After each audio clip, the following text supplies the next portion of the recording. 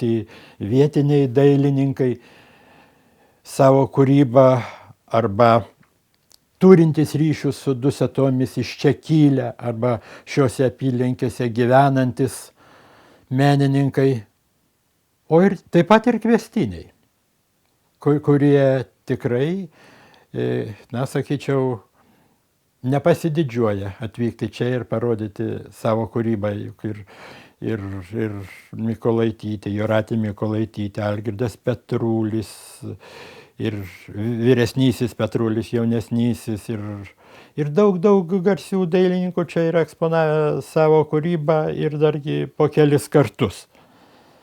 Taip, kad jos sėkmė, tokia sėkmė mes netgi galbūt ir nesvajojame. Ir daug kas taip manė, kad čia yra kažkiek mūsų tik tai trumpalaikį užgaidą ir tokioj provincijai yra sunkoka. Tokia kultūros meno forma kaip galerija provincijai. Bet ji gyvuoja. Gyvuoja dar ir kita prasme, kad Dusetos garsėjo ir kaip meninio auklėjimo vieta. Čia ilgus metus, daugiau negu 25 metus vyko sustiprintas dailės dalykų mokymas.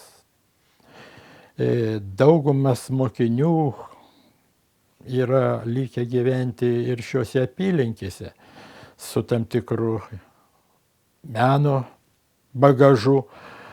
Yra jų vaikai, jie ateina į galeriją, jiems mes net negalvojame, kad taip gali būti, o pasirodo jiems meno reikia. Nes pagrindiniai Dusetų menininkai kartu buvo ir pedagogais.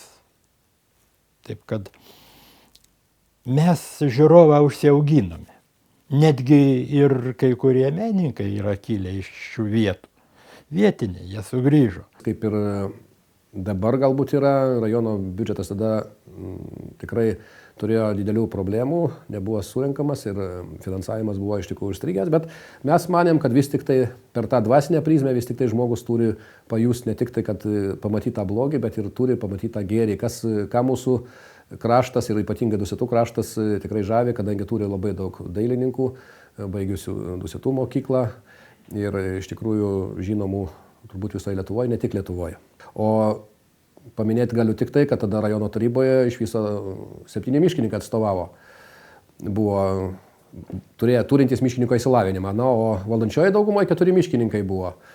Tai matyt, kad ir tas, kadangi miškininkai turbūt kaip vieni iš tų žmonių, kurie irgi labai gerai supranta ir žino meno reikšmę ir patys kiekvieną dieną būdami meniškai praktiškai dalyvaudami mene ir miške ir, sakykime, tam susidūrė su tuo kraštovaizdžiu, tai ir mąsto ir apie tuos išreiškia per, sakykime, padėdami bendruomeniai, Zarasų, Dusetų bendruomeniai, kažkuo tai prisidėdami prie to meno populiarumo.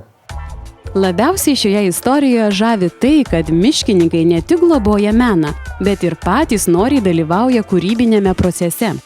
Juk pati motulė gamta mus įkvėpia ir neturime teisės užgniaužti savyje to polėkio, kuris džiugina ne tik kuriančius, bet ir sukurtus darbus stebinčius žmonės.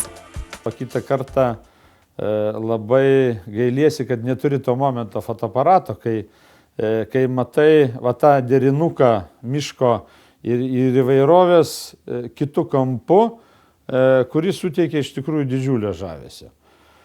Ir nesitiktinai prieš 5-6 metų mes sudarėm komisiją, surinkom specialistus, paskelbėm visiems miškininkam, kad darom kūrybos parodą, fotografijos kūrybos parodą, buvo pradžia tokia.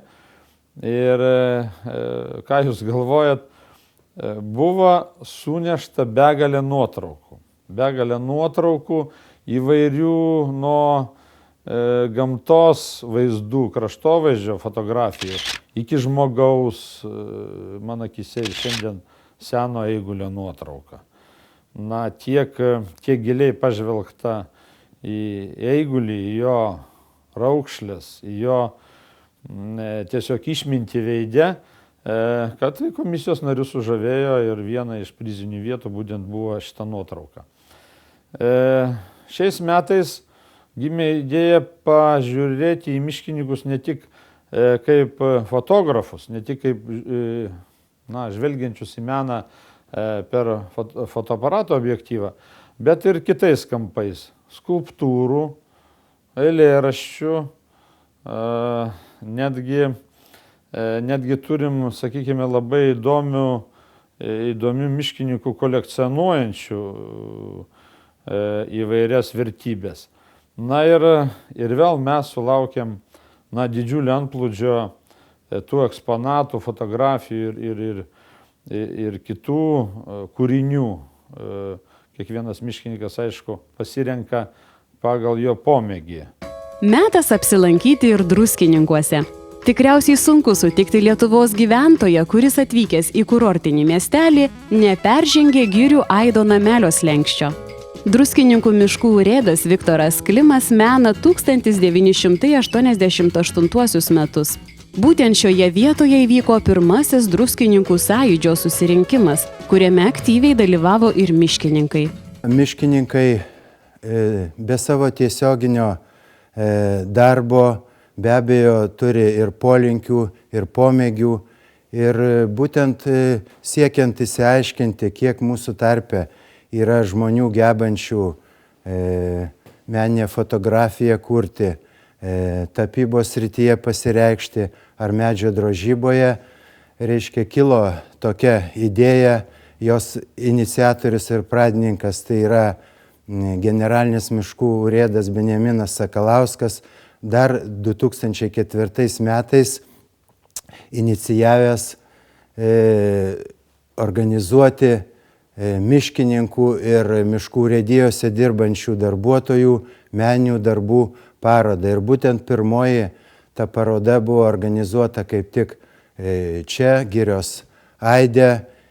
Tuomet, reiškia, dalyvavo tik tais meninės fotografijos atstovai.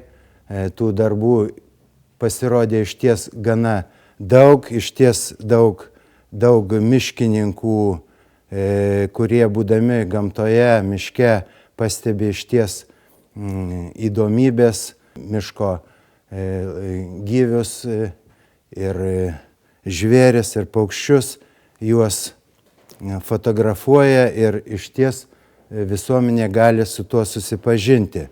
2008 metais organizuota paroda Girių Aido namelyje po savo stogu priėmė ne tik fotografuojančių miškininkų darbus, bet ir sugebančių prakalbinti medį drožėjų, tapančių gamtos peizažus ir net meninės tekstilės kūrėjų šedevrus. Tai dar kartą įrodo, kad miškininkai ne tik geri savo srities specialistai. Kai žmogų supa tokia didingai graži, besikeičianti ir kartu trapi gamta, nenumaldomai kyla noras kažką sukurti.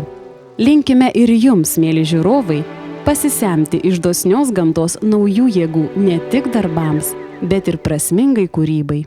Laida Žalioji akademija remia uždaroji akcinė bendrovė Vėjų spektras. Tai bendrovė priverčianti vėją dirbti žmogui. Vėjo jėgainės, statyba ir priežiūra.